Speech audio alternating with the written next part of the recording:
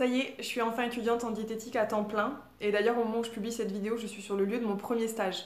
Ça signifie donc que j'ai cessé toute activité professionnelle et que je ne suis plus obligée de me présenter comme naturopathe. Et ça, c'est un énorme soulagement.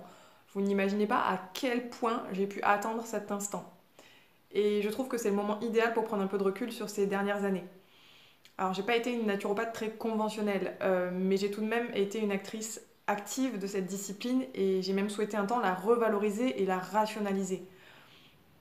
J'ai jamais eu de difficulté à dire que je ne savais pas. J'ai toujours préféré ne pas me prononcer si je n'avais pas de certitude sur un sujet. Mais dans le même temps, j'ai souvent cru savoir alors que je ne faisais que croire et j'ai relayé de fausses informations avec conviction et certitude. Jamais consciemment, jamais avec l'intention de nuire, mais je l'ai fait quand même. J'ai toujours eu à cœur de prendre en considération les seuls intérêts de mes clients et de mes clientes, de les conseiller avec bienveillance et de m'assurer du maintien de leur suivi médical et de leur traitement médicamenteux, voire même parfois de les convaincre de reprendre un suivi médical ou un traitement. Mais je n'aurai jamais la certitude d'être parvenue à atteindre ces objectifs.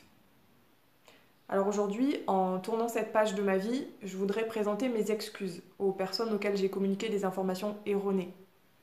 Je voudrais présenter mes excuses pour avoir contribué à alimenter une vision de la santé qui relève plus de la croyance et de l'ésotérisme que d'une réalité tangible. Je voudrais présenter mes excuses si d'une manière ou d'une autre, contre ma volonté, j'ai contribué à éloigner certaines personnes de soins médicaux dont elles auraient pu tirer profit. Et je voudrais aussi présenter mes excuses aux personnes qui voient en moi une personne sincère, intègre et rigoureuse et dont j'ai pu décevoir les attentes. Parce que si je pense être une personne sincère et intègre, ma rigueur n'a par contre pas toujours été la rigueur scientifique à laquelle j'adhère désormais. Je voudrais spécifiquement présenter mes excuses aux personnes qui ont soutenu mon projet de livre en auto-édition.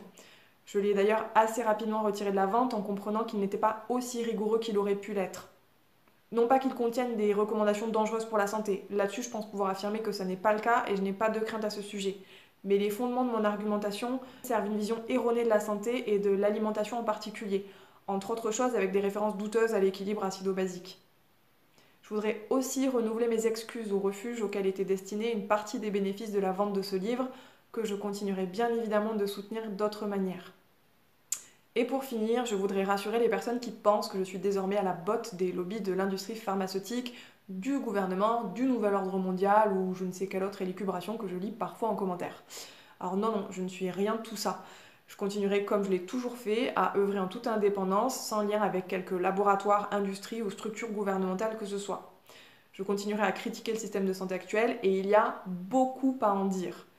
Mais mon regard critique est désormais rationnel, parce qu'il n'y a pas besoin de revendiquer un scénario complotiste pour dénoncer les rouages capitalistes de notre système de santé, la prévalence des oppressions systémiques dans les parcours de soins et l'influence de ces deux aspects sur la défiance généralisée envers la médecine conventionnelle.